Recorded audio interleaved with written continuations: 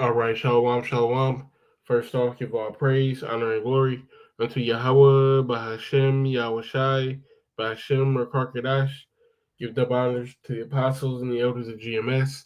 Salutes and honors to the elect, all the brothers across the four corners who are enduring in truth and sincerity, of the men and the women who follow.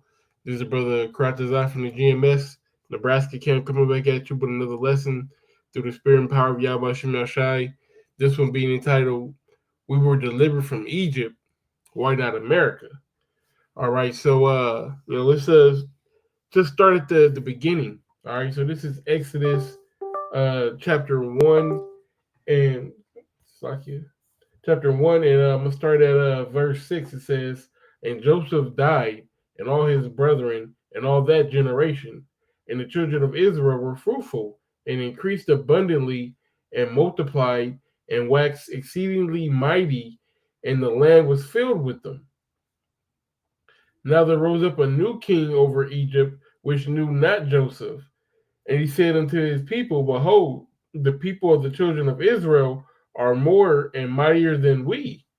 Come on, let us deal wisely with them, lest they multiply, and it come to pass that when they were fallen out, it's like when there falleth out any war, they join also unto our enemies and fight against us. So get them up out of the land. And so get them up out of the land. Therefore, they did set over them taskmasters to afflict them with their burdens, and they built for Pharaoh treasure cities, Pithom and Ramesses, right? So we were in Egypt and pretty much just minding our business, and Pharaoh got paranoid and they decided to put us in slavery. All right, fast forward 400 years, all right, and uh, through the spirit and power of Yahweh Shem Yahshai, Moses was raised up to be how can I put this? The leader that the Most High chose to escort us out of Egypt, to deliver us out of Egypt. But it was all, through the spirit of Yahweh, all right, by Hashem Yahushai. All right, so let's fast forward to that. All right, this is Exodus 14, and I'll start at 13. It says, And Moses said unto the people, Fear ye not, stand still, and see the salvation of the Lord, which he will show to you today. For the Egyptians whom ye have seen today, ye shall see them no more forever. The Lord shall fight for you, and ye shall hold your peace. And the Lord said unto Moses, Wherefore criest thou unto me, speaking to the children of Israel, that they go forward? But lift up thy rod, and stretch out thy hand over the sea, and divide it. And the children of Israel shall go on dry ground through the midst of the sea. And behold, I will harden the hearts of the Egyptians, and they shall follow them, and I will give me honor upon Pharaoh, and upon all the hosts, and upon his chariots, and upon his horsemen. Right? So Moses split the Red Sea, and the children of Israel were able to cross on dry ground. All right. And as I said, the Lord's name was magnified off of the actions of Pharaoh.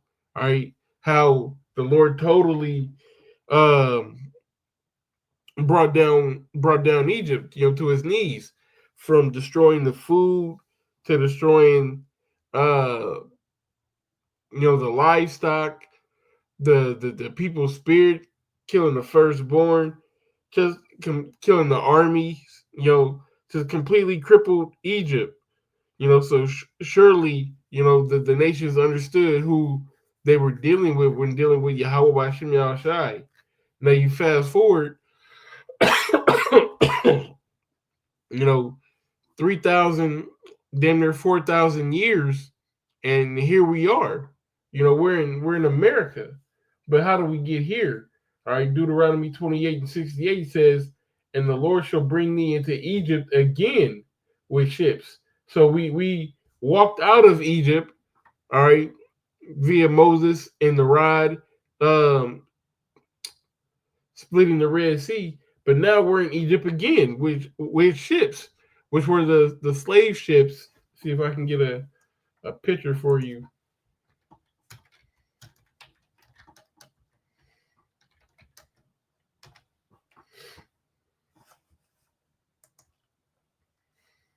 Yeah, you see these ships.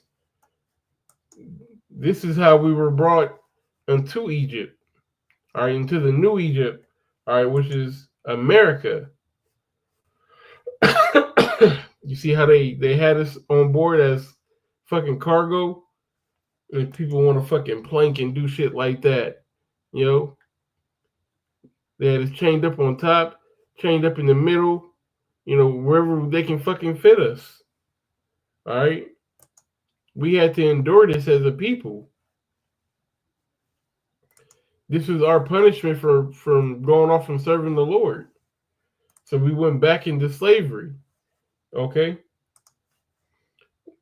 with ships. By the way whereof I spake unto thee, thou shalt see it no more again. We're never going to see uh, our land Israel again on this side.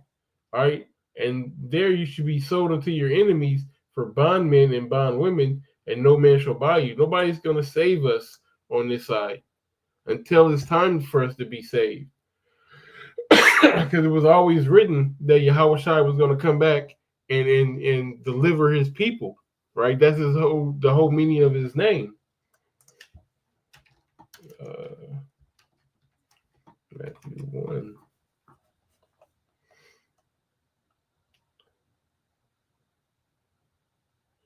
This is Matthew 1 and 21. It says, and she shall bring forth a son, and thou shalt call his name Yahweh Shai, for he shall save his people from their sins, right? His people. All right. So the Lord is going to come back and he's going to save us from America. All right. But in the meantime, it's going to be a hell of a ride. We are almost out of here, but we still have a lot of, a lot of things to go through. All right, so we know back in the old Egypt, the Lord smited the land with plagues.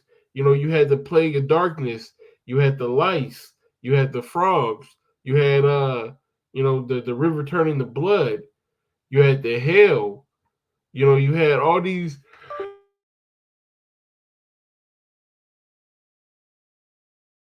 You had excuse me. You had all these plagues that plagued Pharaoh and plagued the land of Egypt, but didn't affect the land of Goshen, didn't affect the Israelites. All right, so on this side, there's going to be a Jacob's trouble, all right, which is going to be these plagues set on America, all right. There's plagues going on.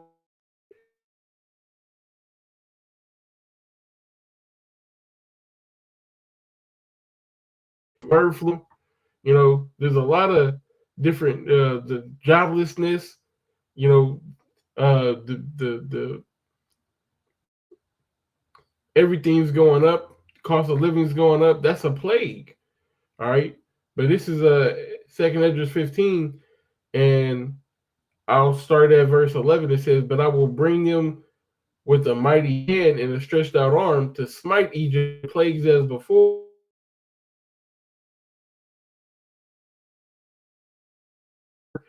So, like, America's going to go through plagues. America's going to feel that same energy of the Lord.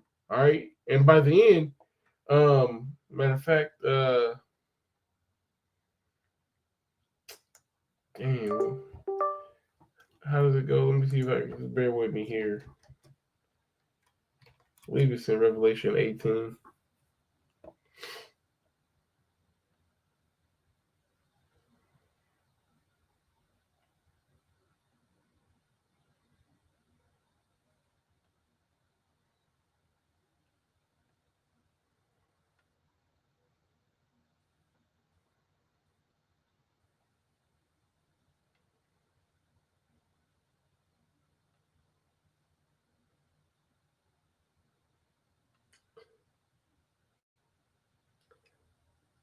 It's not saying.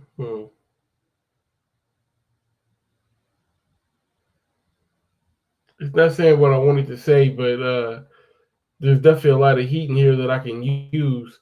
Starting off with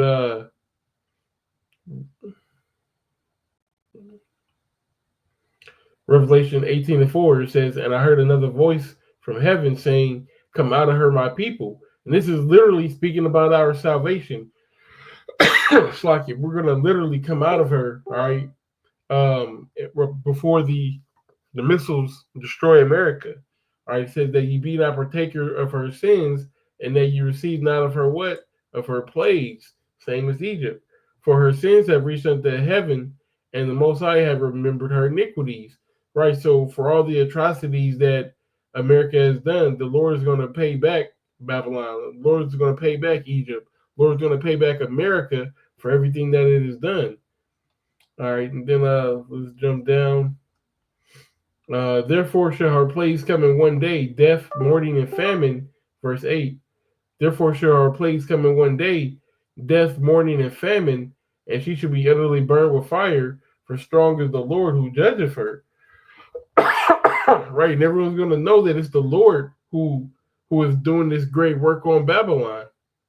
All right, who's doing this great work on Egypt, should I say? The new Egypt. All right, and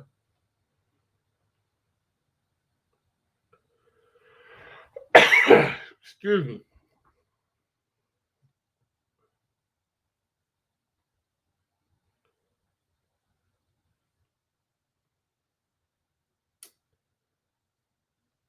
Um,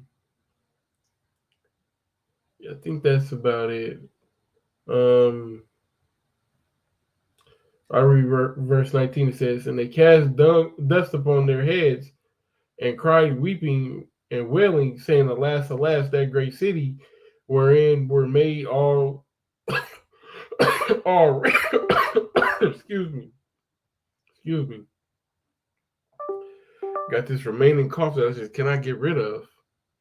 It says, wherein were made all rich, all that had ships in the sea, by reason of her costliness, for in 1 hour she is made desolate. Rejoice over her, thou heaven, and ye holy apostles and prophets, for the Most High have avenged you on her. So the Most High is going to avenge us on America the same way we were avenged against uh, ancient Egypt, right? So let's get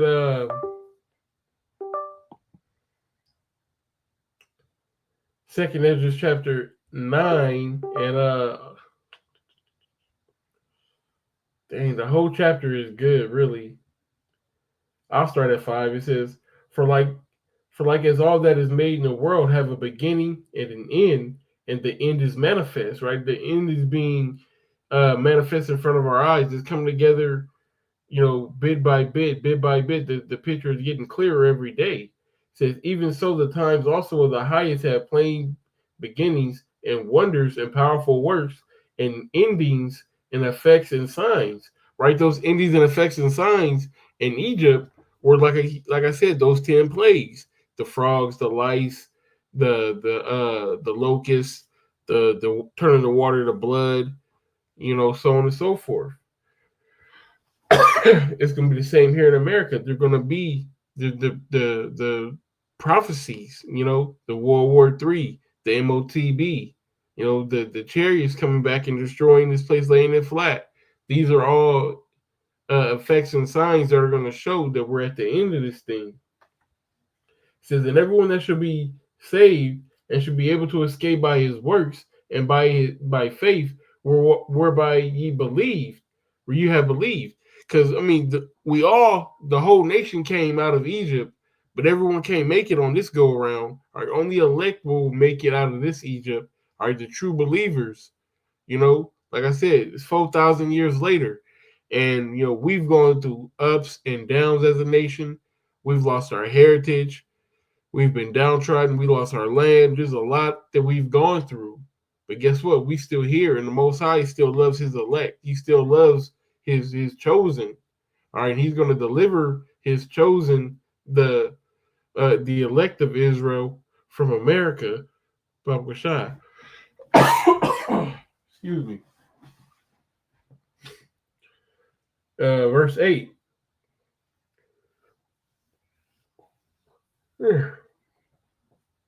I'll jump back in the middle of 7. It says, whereby ye have believed shall be preserved from the said perils, and shall see my salvation in my land and within my borders, for I have sanctified them from me from the beginning. The elect were sanctified, set apart, made holy from the beginning. Okay, so he's going to deliver his elect. He's going to deliver, you know, um, his sanctified ones. All right, with salvation. All right, so this is Isaiah 19, and I'll start at verse 1. It says, the burden of Egypt, behold, the Lord rideth upon a swift cloud, and shall come into Egypt. Right? We know that swift cloud is speaking about the chariots. All right, and coming into Egypt is speaking about here in America. It says, and the idols of Egypt shall be moved at his presence, and the heart of Egypt shall melt in the midst of it. Right? The Lord is going to do away with all these idols. These idols are they're shattered. They're gonna fall. They're not gonna be able to do anything against the power of Yahweh Shem Yahshai. All right, it says, and I will set the Egyptians against the Egyptians, and they shall fight everyone his brother, and everyone against his neighbor, city against city, and kingdom against kingdom. That's what's going to be going on here in America. You're going to have a lot of infighting. You're going to have a lot of, race riots. The 99 against the 1%, men against women. There's all kind of Egyptians going against Egyptians here. But that's the climate that the Most High wanted. Why? Because the kingdom divided shall not stand. It says, and the spirit of Egypt shall fail in the midst thereof, and I will destroy the counsel thereof, and they shall seek to the idols and to the charmers and to them that have familiar spirits and wizards. Right? This place is built on witchcraft. All right, and Esau's going to lean on that witchcraft. All right, but to no avail. And the Egyptians will I give over to the hand of a cruel Lord, and the fierce king shall rule over them, saith the Lord of hosts. Right? And ultimately, we're gonna do away with this land. It's gonna be utterly burnt and destroyed, and the elect will gain salvation. All right, this is gonna be a tale on what not to do. All right, and like I said, we were delivered from Egypt. Why not America? All right, so the whole narrative is going to change in the kingdom.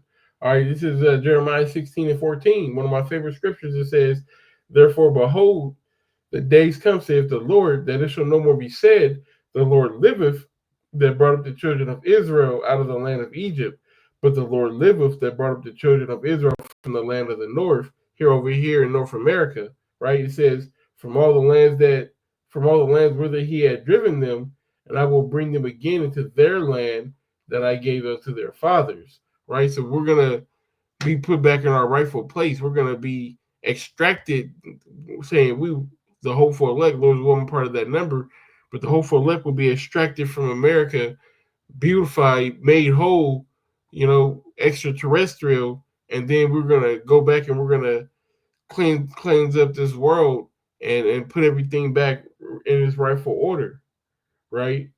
But before we go, as it says in verse 16, behold, I will send for many fishers, says the Lord, and they shall fish them, right? And we are those fishers. The men of the Lord right now are those fishers casting our rods to sea, trying to bring in the elect, fishing the elect, bringing in every man, his catch, you know.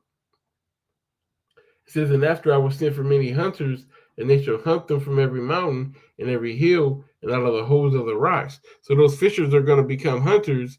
All right, and at the time when the Lord gives the green light, that's when, he's going to put his spiritual powers on his elect men, and hey, let's get ready to rumble. All right, but even then, the Lord is still going to have to come back and give us salvation, as the scriptures say that all flesh will be saved. Let me see.